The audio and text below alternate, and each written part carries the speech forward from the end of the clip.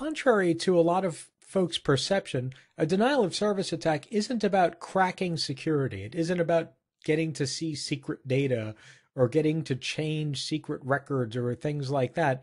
It's actually really, truly denial of service. Actually mounting an attack that stops legitimate users from accessing intended or legitimate services.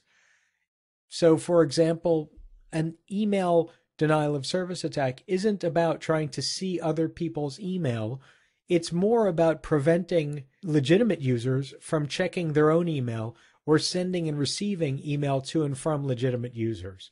And it's done by sending an exorbitantly large number of legitimate looking requests for that kind of service or to that service or server in a way that the server or service can't really distinguish between valid and not valid requests, overwhelming the system to a point where it just can't handle the capacity anymore and either shuts down or becomes unusably slow. That's really all a denial of service attack is, just shouting and yelling and screaming, but in computer terms, to actually stop things from happening that are supposed to happen.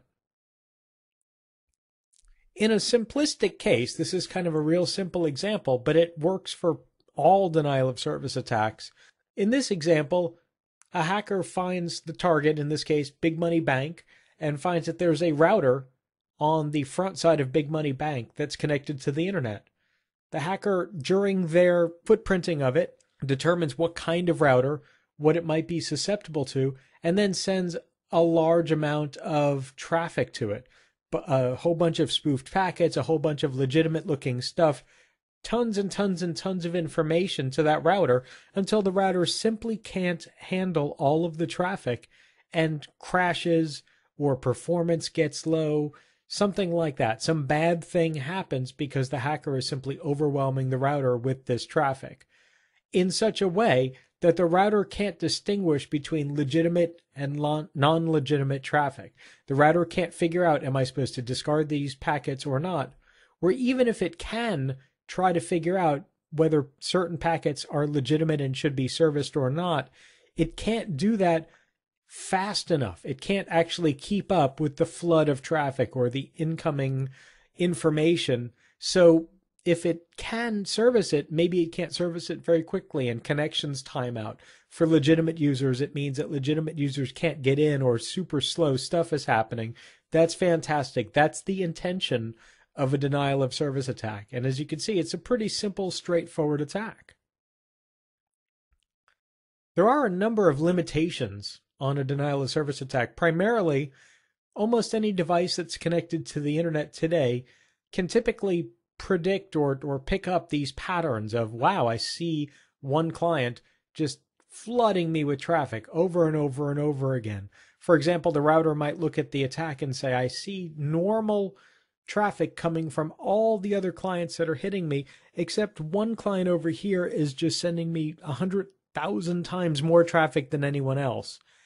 And that is something that routers, switches, DMZ hosts, Bastion hosts pick up pretty quickly and either send up a flag so an administrator takes a look and hopefully prevents or stops the attack, or the device itself may resist the attack. It may shut down for a little bit and then bring itself back up, or it may block that IP source or subnet.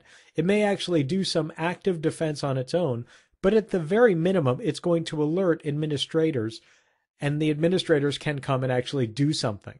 Another important limitation is if you've only got one attacker mounting a denial of service against a single host or against a bunch of hosts, there's only so much traffic that individual or small set of systems can actually pump out. One internet connection can only handle so much. It's actually quite a bit of a limitation if you think about it. It only really scales up to a certain point, and most internet services, most routers, switches, DMZ hosts, web servers, and so forth can resist really easily one host worth of traffic, no matter how hard they're trying. So really, the scale is the problem, and there's a way to overcome that scale.